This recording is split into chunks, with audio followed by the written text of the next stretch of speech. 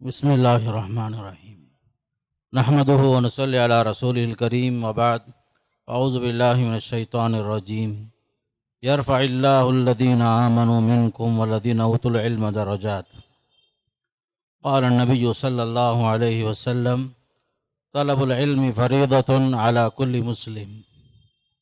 محترم ذمہ داران کلیہ فاطمۃ الزہراء الاسلامیہ، علماء کرام، معلمین اور معلمات، میرے بھائیوں، بزرگوں، دوستوں اور بہنوں، السلام علیکم ورحمۃ اللہ وبرکاتہ۔ اللہ کا فضل و کرم ہے، جس کی شان ہے اسی کی بزرگی ہے۔ آج ہم 22واں سالانہ اجلاس عام کلیہ فاطمۃ الزہراء الاسلامیہ کا جو ابھی منعقد ہوا، اس میں ہم شریک رہے۔ الحمدللہ ہم نے طالبات اور طلباء کے مظاہرے دیکھے، سنے، اور خاص کر مدرسے کی ترقی اور مدرسے کی جو کچھ خدمات ہیں، اسی طرح مالیاتی رپورٹ ہے، تعلیمی رپورٹ ہے، اور تقسیم اسناد تقریباً 65 طالبات کے لیے اسناد جو تقسیم کیے گئے، یہ ساری چیزیں دیکھنے کے بعد اللہ کا شکر ہم بجا لاتے ہیں، اور اللہ سے دعا گو ہیں، پروردگار ہمیں اخلاص کے ساتھ، للہیت کے ساتھ دین کی خدمت کرنے کی توفیق نصیب فرما، اور جو کچھ ہم نے کیا ہے اخلاص کے ساتھ کام کرنے کی توفیق نصیب فرما۔ ابھی مجھے آپ تمام حضرات سے ایک دو چار باتیں آپ کے سامنے رکھنے کے ساتھ اپنی بات ختم کرنے کی کوشش کرنا ہے۔ سب سے پہلی بات، آج ہم کلیہ فاطمۃ الزہراء الاسلامیہ ہرپن حلی کے اس جلسے میں شریک ہوئے۔ طالبات کو تقریباً 65 طالبات کے لیے سند فراغت ہم نے تقسیم کی۔ مجھے ان سے بھی کچھ باتیں عرض کرنا ہے، اور خاص کر والدین سے بھی کچھ باتیں عرض کرنا ہے۔ سب سے پہلے میں اپنی ان طالبات سے، یہاں پر پڑھنے والے بچے اور بچیوں سے یہ ایک بات بتانا چاہتا ہوں، وہ یہ ہے، اللہ تعالیٰ نے ہمیں علم دین سیکھنے اور سکھانے کے لیے منتخب فرمایا ہے، اللہ کا شکر بجا لائیں۔ اور اللہ تعالیٰ نے فرمایا کہ اہل علم کے درجات اللہ بلند فرماتا ہے، هل يستوي الذين يعلمون والذين لا يعلمون، علم والے اور نادان دونوں برابر نہیں ہوتے فرمایا۔ آج ہم جو اسناد تقسیم کر رہے ہیں، یہ اس بات کی دلیل نہیں ہے کہ سارے علوم اسلامیہ ہم نے حاصل کر لیا ہے، بلکہ یہ اس بات کی دلیل ہے کہ علوم اسلامیہ کو پانے کے لیے گویا کہ ایک چابی ہے، مزید اور علم حاصل کرنے کے لیے راستے ہم فراہم کر رہے ہیں، اس لیے کہ علم کی کوئی انتہا نہیں ہے، علم ایک سمندر ہے۔ خاص کر جب حضرت موسیٰ علیہ السلام سے سوال ہوا تھا بنی اسرائیل میں کہ ای الناس عالم، لوگوں میں سب سے زیادہ علم کسے ہے، جب آپ نے اللہ عالم کے بجائے میں جانتا ہوں اس طرح کے جملہ آپ نے کہہ دیا، تو حضرت موسیٰ علیہ السلام کو حضرت خضر علیہ السلام کے ساتھ کچھ سیکھنے کے لیے بھیجا گیا تھا۔ اس کا خلاصہ یہ ہے کہ آخر میں حضرت خضر علیہ السلام نے بتایا، کشتی پہ سوار تھے، ایک چڑیا آتی ہے سمندر میں چونچ مار کر کے تھوڑا پانی حاصل کر لیتی ہے۔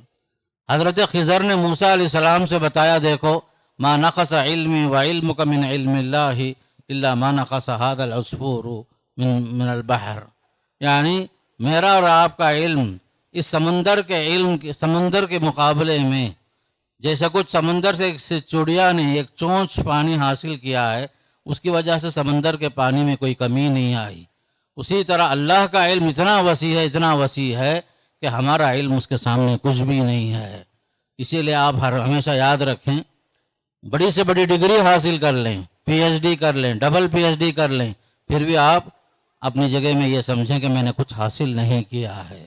وفوق کل ذی علم علیم، اور علم شریعت کی نظر میں بہت اہم ہے۔ اسی لیے امام بخاری رحمۃ اللہ علیہ کتاب العلم میں ایک باب باندھتے ہیں، باب العلم قبل القول والعمل، علم سے پہلے یعنی کچھ بولنے سے پہلے، کچھ کرنے سے پہلے علم کی ضرورت ہے۔ اگر آپ کچھ بھی بولیں گے، کچھ بھی کریں گے علم کے بغیر، نادانی کے ساتھ، جہالت کے ساتھ، وہ عبادت، وہ قول قابل قبول نہیں ہوتا۔ ہر بات کے لیے، ہر عبادت کے لیے علم کی بڑی ضرورت پڑتی ہے میرے دوستو۔ خاص کر لڑکیوں کی تعلیم کے لیے، خاص کر ہرپن محلی میں کلیہ فاطمۃ الزہرا الاسلامیہ کا جو قیام ہوا ہے، میں ان تمام ذمہ داران کو مبارکبادی پیش کرتا ہوں کہ انہوں نے بہت اہم بیڑا اٹھایا، اس لیے کہ لڑکیوں کی تعلیم سب سے اہم ہے۔ عربی شاعر کہتا ہے الام مدرسۃ اذا اعددتها اعددت شعبا طیب الاعراق، ماں ایک مدرسے کے قائم مقام ہے، اگر اسے تیار کرتے ہیں تو آپ ایسا سمجھیے کہ اچھے نسل کے لیے لوگوں کو آپ تیار کرتے ہیں۔ اس لیے کہ ایک عورت، ایک ماں معمار قوم ہوتی ہے۔ ایک عورت کی تعلیم ایک خاندان کی تعلیم ہوتی ہے۔ ایک عورت کی تعلیم حقیقت میں ایک خاندان کی تعلیم ہوتی ہے۔ اس لیے بچیوں کی تعلیم کے لیے جن والدین نے قربانیاں پیش کی اور بچے جو فارغ ہوئے ہیں، میں ان کو بھی مبارکبادی پیش کرتا ہوں۔ ان بچیوں کے اساتذہ، معلمین اور معلمات کو بھی مبارکبادی پیش کرتا ہوں۔ ان لوگوں نے انہی تعلیم کے ساتھ تربیت کے زیور سے بھی آراستہ کیا۔ ہم نے ان کی تقریریں سنی، ان کے خیالات کو پڑھا، سنا، سمجھا، بہت خوشی ہوئی۔ اللہ مبارک فرمائے ان کے علم کو اور ان کے عمل میں اللہ برکت نصیب فرمائے۔ میرے دوستو، آج سب سے اہم ضرورت ہے، خاص کر میں طالبات سے، فارغات سے کہتا ہوں، اخلاص پیدا کر لیجئے، اخلاص، للہیت پیدا کیجئے۔ اس لیے کہ جب اخلاص قوی ہوتا ہے، اللہ کے لیے کوئی عمل مخصوص ہو جاتا ہے، اس عمل والے کا درجہ بہت بلند ہو جاتا ہے اللہ کے پاس۔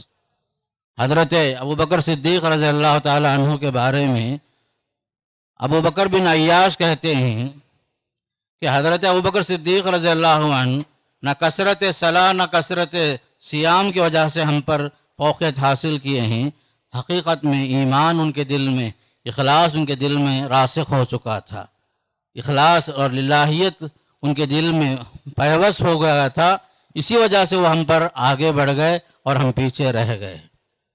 اخلاص اور للہیت ایسی چیز ہے۔ عبداللہ بن مبارک رحمہ اللہ فرماتے ہیں رب عمل قصیر تعظمہ النیہ ورب عمل کبیر تصغرہ النیہ۔ عبداللہ بن مبارک کہتے ہیں کہ بہت سارے چھوٹے چھوٹے عمل بظاہر دیکھنے میں چھوٹے ہیں، لیکن نیت اسے بڑا بنا دیتی ہے۔ بعض مرتبہ بڑا سے بڑا عمل ہوتا ہے، لیکن نیت اسے بالکل معمولی بنا دیتی ہے اور حقیر بنا دیتی ہے۔ آپ کا جتنا عمل اخلاص کے ساتھ صحیح ہوگا، وہ عمل عند اللہ مقبول ہوگا۔ ذرا برابر بھی اخلاص میں فرق آیا، ریاکاری آئی، شہرت طلبی آئی، وہ علم برباد ہو جاتا ہے۔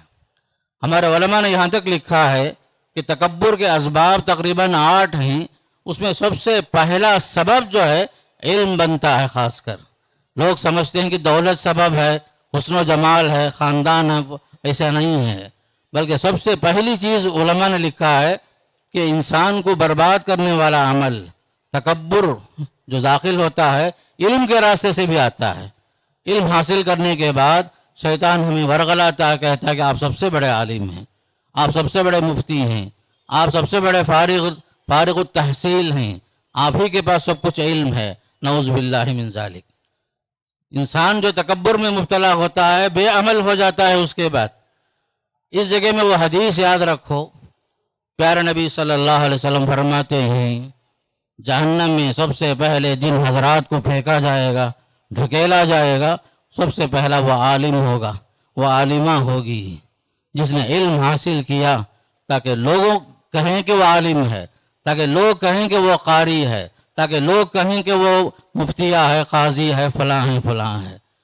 یاد رکھو، یہ علم تواضع چاہتا ہے، عاجزی چاہتا ہے۔ علماء حضرات کے لیے، فارغات کے لیے ایک مثال میں یہ دینا چاہتا ہوں، ہمیں جو ہے خاص کر پھلدار درخت بننا چاہیے۔ پھلدار درختوں کو دیکھو، وہ جھکا ہوا نظر آتا ہے، پھلدار ہونے کے باوجود، سایہ دار ہونے کے باوجود، مفید سے مفید ہونے کے باوجود وہ اکڑتا نہیں ہے۔ تو علماء حضرات بھی چاہیے کہ وہ خاص کر تواضع اختیار کریں، عاجزی اختیار کریں، کبھی علم کا غرور ان کے پاس کبھی داخل نہ ہو۔ یاد رکھو میرے دوستو، ایک حدیث مجھے یاد آئی، غزوہ تبوک کا موقع تھا، پیارے نبی صلی اللہ علیہ وسلم بڑے تنگی کے زمانے میں اس جنگ میں بہت سارے صحابہ کو لے کر گئے تھے۔ بہت سارے صحابہ کے پاس سامان سفر بھی نہیں تھا، سواری نہیں تھی، سفر کے لیے توشہ نہیں تھا، بہت سارے لوگ مجبوراً مدینے میں پیچھے چھوڑ دیے گئے۔ آپ صلی اللہ علیہ وسلم مدینہ تبوک پہنچ کر آپ نے فرمایا، کچھ لوگ ایسے ہیں جو مدینے میں رہ گئے، ہمارے ساتھ نہیں آ سکے، لیکن تم جس راستے سے گزر رہے ہو، جن وادیوں سے گزر رہے ہو، وہ تمہارے ساتھ اجر میں ثواب میں برابر ہیں۔ حبسہم العذر، انہیں جو روک رکھا ہے عذر نے، ان کے پاس سامان نہیں، وسائل نہیں، اسباب نہیں تھے، اس وجہ سے نہیں آ سکے، لیکن حسن نیت کی وجہ سے وہ حضرات تمہارے ساتھ ساتھ ہیں فرمایا۔ تو بعض مرتبہ عمل کے بغیر بھی اخلاص کی وجہ سے، للہیت کی وجہ سے، حسن نیت کی وجہ سے آدمی اجر پا لیتا ہے۔ آج ہم کلیہ فاطمۃ الزہرا میں اس جلسے میں شریک ہیں، اب تک یہاں 150 سے زائد طالبات فارغ ہو چکی ہیں، الحمدللہ علی ذالک۔ اس مدرسے کی جو خصوصیت مجھے جو نظر آئی، دینی تعلیم کے ساتھ ساتھ عصری علوم کا امتزاج، بچیوں کو تعلیم کے ساتھ، تربیت کے ساتھ عصری علوم میں بھی انہیں آگے بڑھایا جاتا ہے تاکہ وہ دین اور دنیا میں ایک ساتھ نصاب حاصل کر سکیں۔ مجھے فارغہ سے یہ بات بتانی ہے کہ مسلم خواتین، عورت کی زندگی میں اس کا نصب العین اقامت دین ہونا چاہیے۔ قرآن مجید میں مسلم عورتوں کو نہایت طاقتور انداز میں پیش کیا جاتا ہے۔ قرآن مجید کے اندر 3 آیتیں ہیں جس میں مردوں کے ساتھ ساتھ عورتوں کو بھی تمام میدان عمل میں برابر شریک کیا گیا۔ ان المسلمین والمسلمات، سورہ احزاب کی آیت میں دیکھیے، پھر اور ایک آیت خاص کر سورہ توبہ میں والمومنون والمومنات بعضهم اولیاء بعض، تیسری آیت سورہ آل عمران کی آخری آیت فاستجاب لهم ربهم انی لا اضیع عمل عامل منکم من ذکر او انثی، عمل کے اعتبار سے مرد ہو یا عورت ہو، جو بھی اچھا عمل کریں گے ان کے لیے ترقی کا راستہ کھلا ہوا ہے، نجات کا راستہ کھلا ہوا بتایا جا رہا ہے۔ قرآن کے مطالعے سے ہمیں معلوم ہوتا ہے کہ عورت گھر اور خاندان کا حصہ ہوتی ہے، امور خانہ داری بہتر طریقے سے انجام دینا اس کی ذمہ داری ہے۔ قرآن میں بہترین عورتوں کی مثالیں پیش کی گئی ہیں، قرآن نمونہ پیش کرتا ہے خاص کر عورتوں کے لیے۔ پہلا نمونہ دیکھو، 2 باہمت بیویوں کا تذکرہ ہے قرآن میں، ابراہیم علیہ السلام کی دونوں بیویاں، سارہ علیہ السلام، ہاجرہ علیہ السلام، ان کی تعلیم، ان کی تربیت، ان کا شوہر کے ساتھ اطاعت، فرما برداری، توکل علی اللہ کی صفتیں، اللہ کے لیے تن من دھن کی قربانیاں، عصمت و عفت کی حفاظت کی مثالیں ان کی قرآن پیش کرتا ہے۔ ان کے مقابلے میں لوط علیہ السلام، نوح علیہ السلام کی بیویوں کی مذمت کی گئی کہ نبی کی بیویاں ہونے کے باوجود یہ قوم کے ساتھ مل کر کے غداری کر رہی تھی، دین کے راستے میں رکاوٹ بن رہی تھی۔ قرآن میں نمونے کے طور پر اللہ تعالیٰ نے حضرت عمران کی بیوی کا تذکرہ فرمایا، جو بڑی اچھی ماں تھی، عظیم ماں کا کردار انہوں نے نبھایا، ادا کیا۔ حاملہ خاتون ہے، حمل کے دوران بچے کو خادم دین بنانے کے لیے نظر مان لیتی ہیں۔ پھر آگے چل کر کے قرآن میں اللہ تعالیٰ نے مریم بنت عمران کی طرف اشارہ کر کے بتایا، ایک شریف عورت ہے، نمایاں خوبی ان کی شرمگاہ کی حفاظت ہے، عصمت و عفت کی حفاظت کے لیے ہمیں چاہیے کہ ہم مریم بنت عمران کو سامنے رکھیں، خاص کر فارغات سے میں کہتا ہوں۔ ایک سکھ تھا، ابھی بھی موجود ہے، وہ لندن میں اس نے قرآن پر PhD کیا، سکھ خاندان کا بزرگ شخصیت ہے، قرآن پر ریسرچ کر کے PhD کر کے اس نے نتیجہ پیش کیا، بڑی اچھی بات بتاتا ہے. یہ کہتا ہے کہ قرآن محمد کا کلام نہیں ہے، اللہ کا کلام ہے. میں نے قرآن کا مطالعہ کیا، مجھے اندازہ ہوا کہ یہ قرآن اگر اللہ کا کلام کے بجائے محمد کا کلام ہوتا تو اس میں آپ کی بیویوں کا نام ہوتا، آپ کی بیویوں کے نام سے کوئی صورت ہوتی قرآن میں، لیکن مجھے کوئی چیز نظر نہیں آئی. صرف یہ ایک صورت کا نام ہے مریم، اور وہ بھی عیسیٰ علیہ السلام کی والدہ، حضرت عیسیٰ علیہ السلام کی والدہ کے نام سے، مریم کے نام سے ایک صورت ہے. یہ خود سب سے بڑی دلیل ہے یہ قرآن اللہ کا کلام ہے. قرآن کے اندر آپ دیکھتے جائیے جہاں عصمت و عفت کی حفاظت مریم نے کی، جیسا کہ یوسف علیہ السلام کی مثال سورہ یوسف میں ہے. اور ایک چیز اور آپ دیکھیے، حضرت موسیٰ علیہ السلام کی والدہ کا تذکرہ قرآن میں ملتا ہے. یہ بھی نمونہ ہے خاص کر ہماری عورتوں کے لیے، ہمارے بچوں کے لیے. انہوں نے بچے کی تربیت کی، اللہ کے حکم سے صندوق میں رکھ کے پانی میں بہا دیا، اللہ پر بھروسہ کیا، اللہ کے وعدوں پر یقین کیا، اللہ نے جو وعدہ کیا وہ پورا کیا. سورہ قصص میں فرمایا وَأَوْحَيْنَا إِلَىٰ أُمِّ مُوسَىٰ أَنْ أَرْضِعِيهِ، ہم نے موسیٰ کی ماں سے الہام کیا دودھ پلاتے جاؤ، جب ڈر ہو جائے بچے کی جان کا صندوق میں رکھ کے پانی میں بہا دینا. یاد رکھو کہ ہم اس بچے کو واپس لوٹائیں گے، نبی بنائیں گے، رسول بنائیں گے. تمہیں ڈرنے کی ضرورت نہیں، تمہیں خوف کھانے کی ضرورت نہیں. یہ ایک آیت کے اندر دو بشارتیں، دو وعدے، کتنی عظیم آیت ہے. حضرت موسیٰ کے تعلق سے قرآن بیان کرتا ہے. اسی واقعے میں ایک مثالی بہن کا تذکرہ ملتا ہے جو حضرت مریم، حضرت موسیٰ کی بہن، جب صندوق میں موسیٰ علیہ السلام بہتے ہوئے جا رہے ہیں تو بغیر خوف و خطر کے اس کا پیچھا کرتے کرتے فرعون کے محل تک پہنچتی ہے، آ کے خبر دیتی ہے اور باقاعدہ اس کے لیے انتظام کرتی ہے کہ موسیٰ کو اس گھر میں دوبارہ داخلہ ملا بچے کو دودھ پلانے کے لیے. قرآن میں اور بھی دیکھتے جائیے، مدین کا واقعہ ملتا ہے جہاں ایک رجل جن کو شعیب علیہ السلام کہا جاتا ہے عام طور پر، ان کی دو بیٹیوں کا تذکرہ، عصمت و عفت کا تذکرہ ملتا ہے. یہ دونوں بڑی پاکیزہ خاتون تھیں جنہیں موسیٰ علیہ السلام نے پانی پلایا تھا پنگھٹ پر.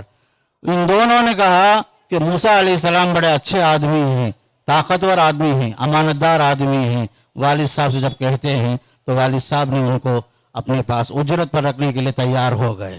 بلکہ حضرت موسیٰ علیہ السلام کے زمانے میں ان دو میں سے ایک کی شادی آپ سے ہو گئی، اس شرط کے ساتھ مہر میں 8 سال بکریاں چرانا، ان تأجرنی 8 حجج.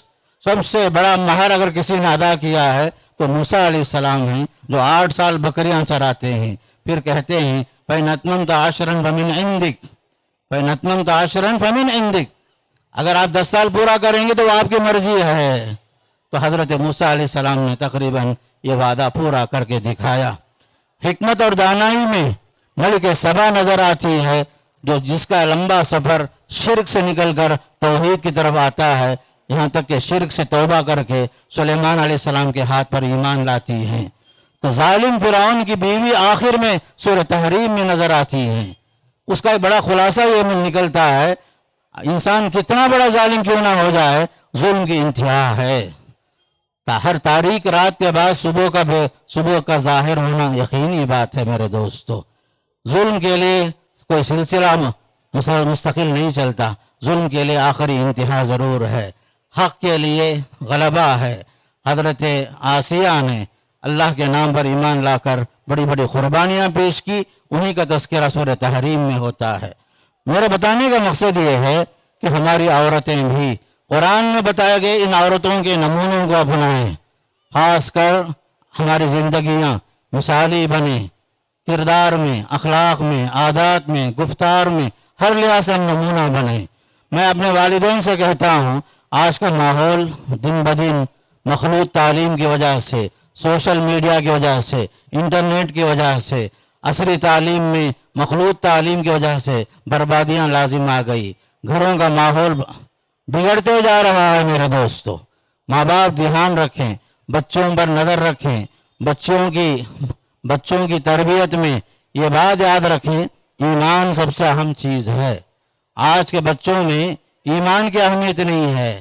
خاص کر لڑکیاں جو عصری تعلیم حاصل کر کے آگے بڑھ کر بڑے بڑے ڈگریاں حاصل کر رہی ہیں، لیکن اس میں تو عفت کی حفاظت مشکل ہو گیا ہے. آپ کو معلوم ہوگا سوشل میڈیا میں ایک ویڈیو یہ بھی آیا تھا، گجرات کا ایک باپ اپنی بچی کو سمجھا رہا ہے کہ غیر مسلم سے شادی نہ کر، اس کے ہاتھ پکڑ رہا ہے، گڑ گڑا رہا ہے. آپ دیکھتے ہیں کہ غیر مسلموں کے ساتھ مسلم لڑکیوں کی شادیاں دن بدن کثرت کے ساتھ ہوتے جا رہی ہیں. اللہ حفاظت فرمائے. یہاں تک ہمارے علماء نے ڈاٹا جمع کر کے بتایا ہے 8 لاکھ مسلم خواتین مرتد ہو چکی ہیں. اللہ عالم 8 لاکھ مسلم خواتین. بچیوں کا حال برا ہے. اسکولوں میں آنے جانے والے بچیوں پر، کالج میں آنے جانے والے بچیوں پر ماں باپ نگرانی کریں، کس کے ساتھ آتے ہیں، کس کے ساتھ جاتے ہیں. خاص کر سوشل میڈیا میں ساری چیزیں آ رہی ہیں آپ کے سامنے. بچیاں ہمارے کالجوں میں برقعے میں ہیں لیکن سگریٹ پی رہی ہیں. نعوذ باللہ من ذالک. غیروں کے ساتھ آنا جانا عام ہو گیا، دوستیاں عام ہو گئی. غیر مسلموں نے باقاعدہ سوشل میڈیا کے اندر گروپ بنایا ہے مسلم کوئنز کے نام سے. مسلم شہزادیاں، تقریباً ہزاروں لڑکیاں اس میں شریک ہیں. اس کے ایڈمن کون ہیں؟ پورے کے پورے غیر مسلم. نعوذ باللہ من ذالک. میں بڑے درد کے ساتھ کہتا ہوں بچیوں پر نظر رکھو، تربیت کی ناحیے سے دیکھو، گھروں کا خاندان، گھروں کا نام نہ بگڑ جائے، بچوں کی وجہ سے ماں باپ کا نام جو ہے برباد نہ ہو. اس لیے ضروری ہے میرے دوستو، آج کا زمانہ دین کے تحفظ کا معاملہ بہت اہم ہو گیا ہے. خصوصاً مخلوط تعلیم کی وجہ سے غیر مسلموں کے ساتھ شادیاں عام ہو گئی، خصوصاً غیروں کے ساتھ بھاگنے کا معاملہ عام ہو گیا ہے. میرے دوستو، میں کہتا ہوں کہ پردے کی حفاظت کرو. حجاب کا مسئلہ اہم ہے ہمارے لیے، مسلم خواتین کے لیے. پردے میں آپ پوچھیں گے کیا ہے؟ یہ پردہ اس خوبصورتی کو چھپاتا ہے جو چھپانے کے لائق ہے، تاکہ اس خوبصورتی کو وہی دیکھ سکے جو اسے دیکھنے کے لائق ہے. میرے دوستو، کتنی حدیثیں آتی ہیں جس کے 2 بچیاں ہیں، 3 بچیاں ہیں، 2 بہنیں ہیں، 3 بہنیں ہیں، صحیح تعلیم صحیح تربیت کے ساتھ انہیں شادی کر کے دیتا ہے، اس کے لیے جنت کی خوشخبری دی گئی ہے. ماں باپ اس پر توجہ دیں. بچوں کے غلطیوں کو اگر کوئی بتاتا ہے برا نہ مانے، فوراً توجہ دیں، اسلامی ماحول بنائیں. اور ایک چیز میں آپ کو بتا کر کے اپنی بات ختم کرنا چاہتا ہوں. خاص کر مسلم خواتین کو پیارے نبی صلی اللہ علیہ وسلم نے نصیحت کی، تصدقنا ولو من حلیکن، تم صدقہ کرو، خیرات کرو، اگرچہ کہ زیورات سے کیوں نہ ہو. میں نے دیکھا ہے جہنم میں تمہاری ایک بڑی تعداد کو. جب پوچھا خواتین نے یا رسول اللہ کیا سبب ہے، آپ نے بتایا تمہارے اندر 2 بیماریاں ہیں. ایک بیماری یہ ہے تم کثرت سے لعن طعن کرتی ہو، شوہروں کی ناشکری کرتی ہو، ہر بات میں لڑائی جھگڑے میں لعنت کے الفاظ استعمال کرنا تمہاری عادت. دوسری طرف شوہروں کی ناشکریاں، بیچارہ جتنی محنت کرتا ہے، آپ کو نہیں معلوم، میں میرے ماؤں سے بہنوں سے کہتا ہوں ایک آدمی کمانے کے لیے کتنی ذلت برداشت کرتا ہے وہ وہی جانتا ہے جو خاص کر اس فیلڈ میں ہے. اس کے باوجود ہماری خواتین کو مردوں سے شکایت، ناشکری کے جذبے. عید کے موقع پر دیکھو، شادیوں میں دیکھو، خاص کر مردوں کی زندگی حرام ہو جاتی مطالبات کی وجہ سے، خواہشات کی وجہ سے. مجھے وہ حدیث یاد آئی، اللہ کے نبی نے فرمایا یہ عورتوں کی فطرت ہے. دیکھو لو احسنت الى احداهن الدهر لو رات منك شيئا فقالت ما وجدت فيك خيرا قط، او كما قال علیہ السلام.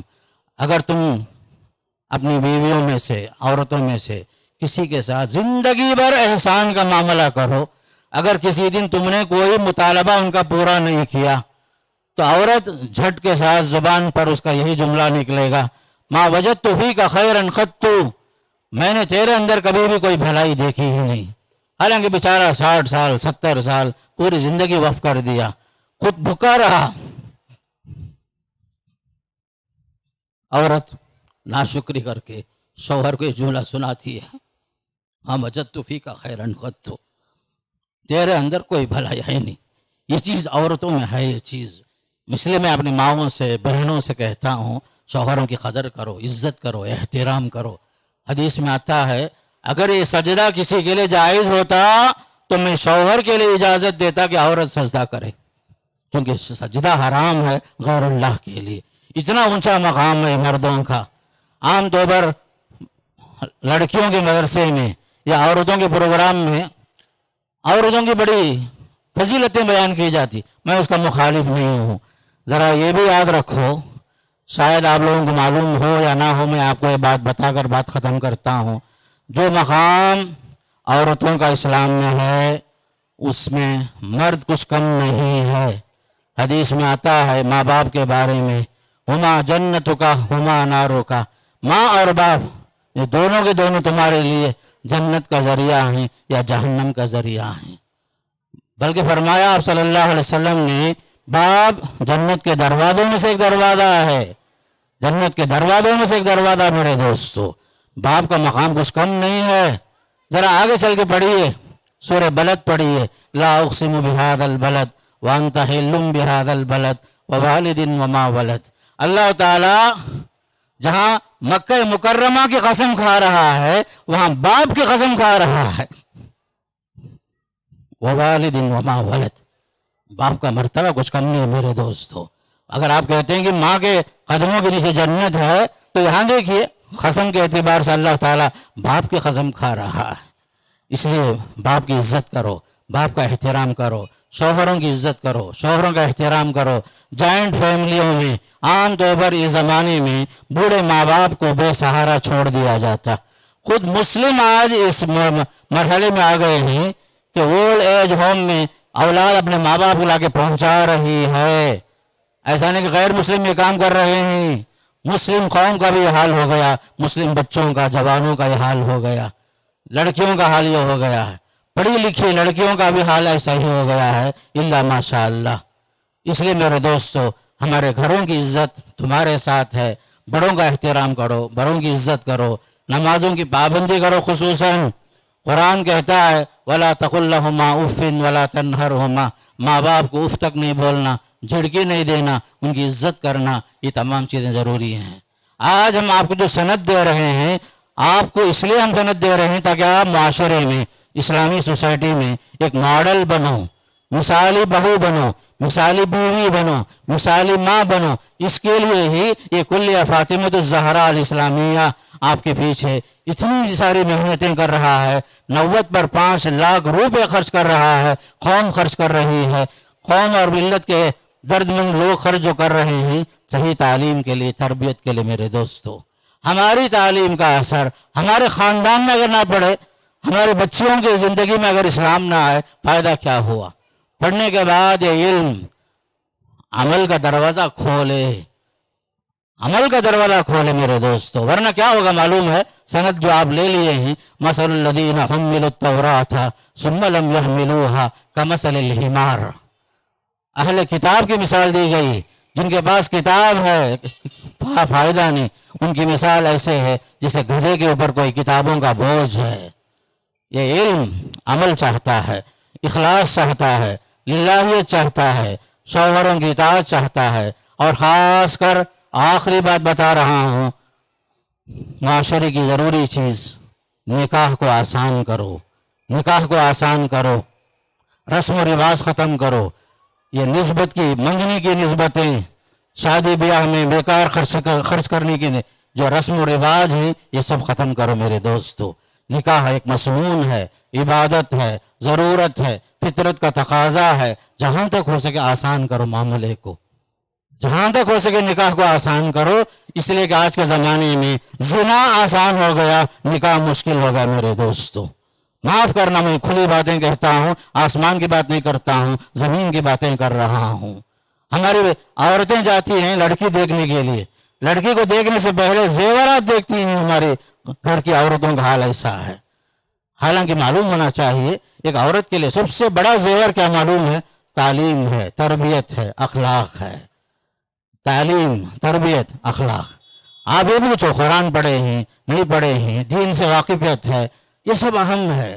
یہ زیورات، یہ پیسے، یہ رسم رواج، یہ سب کوئی چیز باقی رہنے والی نہیں ہے میرے دوستو۔ دین بچاؤ، دین کی حفاظت کرو، اور دین کو جو ہے صحیح معنی میں سمجھو، دین پر عمل کرو اور اللہ سے ہمیشہ دعا کرو اللہ تعالیٰ مجھے بھی آپ کو بھی سننے سے زیادہ عمل کرنے کی توفیق نصیب فرمائے. جو علم ہم نے سیکھا ہے وہ ہمارے لیے علم نافع بنے دنیا میں بھی آخرت میں بھی. اور جو امت نے جو خرچ کیا ہے ہمارے اوپر لاکھوں روپئے اللہ ان سب کے لیے صدقہ جاریہ بنائے اور اللہ جب تک رکھے دین کی خدمت کرنے کی اللہ توفیق نصیب فرمائے. آپ تمام حضرات کا میں شکریہ ادا کرتا ہوں. آپ نے مجھے سنا اور جو کچھ سنتے ہیں عمل کا کسی نیت کے ساتھ آپ سنے ہوں گے انشاءاللہ تعالی. اور جن حضرات نے مجھے دعوت دی میں ان کا بھی مشکور ممنون ہوں کہ آپ نے مجھے کچھ سنانے کا موقع نصیب فرمایا اور سننے کا بھی موقع دیا. شکراً، جزاکم اللہ خیرہ.